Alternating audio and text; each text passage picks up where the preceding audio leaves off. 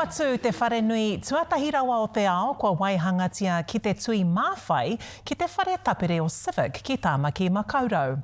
Ko whare nui harikoa te ingoa, ko ia hei whakaruru hau I etahi tū ngahau, nā o nā ringa whao, nā lisi rawa ko Rudy Robinson Cole.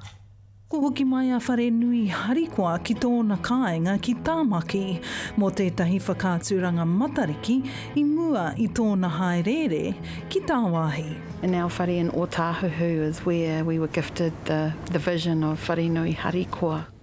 He whea ko rukuruku pānga katoa a whare nui harikoa, a mō te wā tuatahi ki te Civic, he whakāturanga e kore, e wareware tia. The significance of bringing the whare to Tāmaki,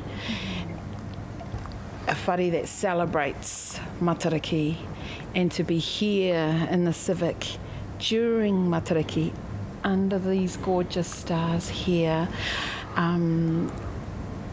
it feels right.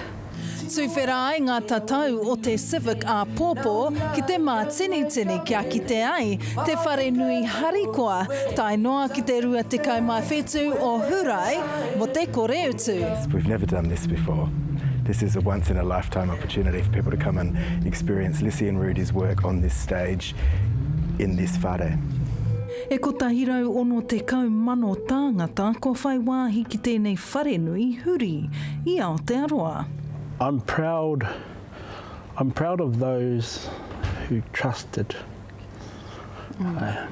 who trusted in the process, but who trusted in our dream.